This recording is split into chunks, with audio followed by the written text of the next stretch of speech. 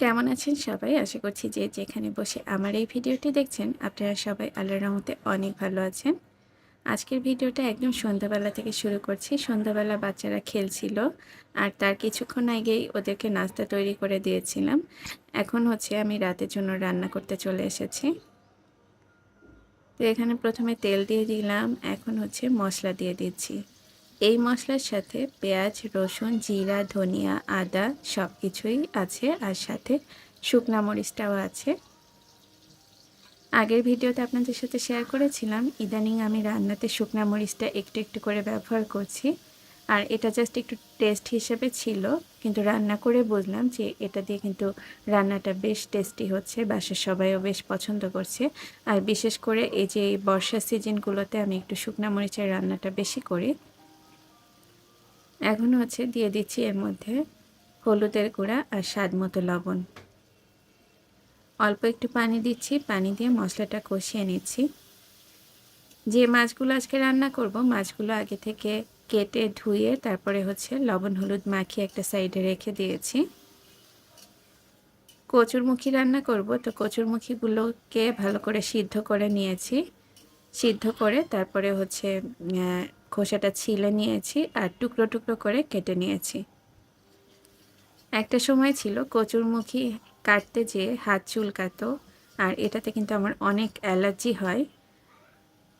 কচু জাতীয় জিনিস ধরলে তারপরে দেখা যায় যে অনেক সময় ধরে হাতটা চুলকাতে থাকে, আর আমার একটু অ্যালার্জির প্রবলেমটাও আগে থেকে অনেক বেশি। তো এই জন্যই হচ্ছে আমি সিদ্ধ করে নিয়ে তারপরে রান্না করি। তো এই যে মশলার সাথে কচুরমুখীগুলো দিয়ে বেশ কিছুক্ষণ কষিয়ে নিচ্ছি। আর কচুরমুখীগুলো প্রেশার কুকারে সিদ্ধ করেছিলাম। প্রেশার কুকারে দেখবেন যে 2-3টা হুইসেল দিলেই কিন্তু একদম পারফেক্টলি সিদ্ধ হয়ে যায়। যাদের হাত চুলকানোর প্রবলেমটা আছে তারা এভাবে প্রেশার কুকারে সিদ্ধ করে নিতে পারেন।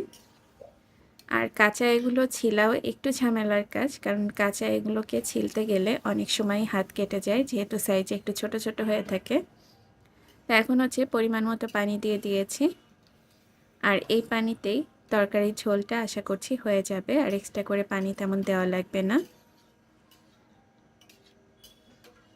এখন এটাকে কিছুক্ষণ ফুটিয়ে নিচ্ছি। সব কিছু যেহেতু আগে থেকে সিদ্ধ করা, তাই খুব বেশি সময় কিন্তু তরকারিটা রান্না করতে লাগবে না।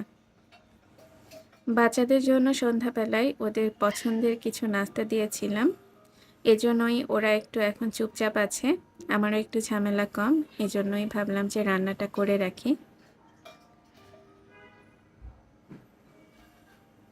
ঝোলটা বেশ গাঢ় হয়ে গেছে, আমি বেশ কিছুক্ষণ এটাকে জাল করে নিয়েছি। যে পরিমাণ ঝোলটা আছে তাতে রান্নাটা হয়ে যাবে, আর এটা কিন্তু চুলা থেকে নামানোর পরে আরও অনেক বেশি গাঢ় হয়ে যাবে।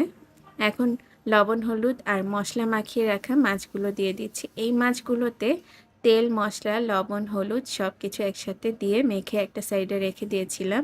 আর যেহেতু পাবদা মাছটা একটু বেশি নাড়াচাড়া করলে ভেঙে যায়, তো এজন্য এই মাছগুলো আমি সবসময় এভাবে রান্না করে থাকি।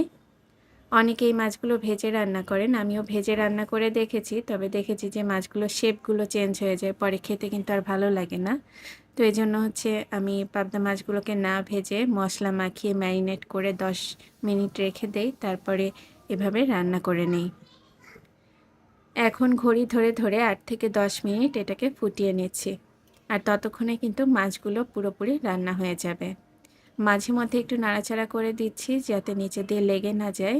যেহেতু তরকারির ঝোলটা একটু গাঢ় হয়ে এসেছে, এ পর্যায়ে নিচে দিয়ে ধরে যেতে পারে, তাই বারবারই একটু নাড়াচাড়া করে দিচ্ছি। আপনাদেরকে দেখিয়েছিলাম যে আমি বারান্দায় ধনিয়া পাতার চাষ করেছি, তো ওখান থেকেই হচ্ছে বিলেতি ধনিয়া পাতা যেটাকে বলে, ওটার 2টা পাতা নিয়ে এসেছিলাম। আর ওটা হচ্ছে আমি তরকারিতে একটু কুচি কুচি করে এইমাত্র দিয়ে দিয়েছি। যখন হাতের কাছে তরকারি নামানোর সময় দেওয়ার মতো আর কিছু থাকে না, তখন আমি ভাজা জিরার গুঁড়া দিয়ে থাকি, আর হাতের কাছে যদি ধনিয়া পাতা থাকে তাহলে ধনিয়া পাতাটা দেই। তো আজকে ধনিয়া পাতা দিলাম, আজকে আর ভাজা জিরার গুঁড়া দিলাম না। রান্নাটা হয়ে গেছে। আজকের এই ভিডিওটা আপনাদের কাছে কেমন লেগেছে কমেন্ট করে জানাবেন। আশা করছি এরকমই নতুন ভিডিও নিয়ে তাড়াতাড়ি শেয়ার করার জন্য চলে আসব। আল্লাহ হাফেজ জানিয়ে এই পর্যন্তই শেষ করছি।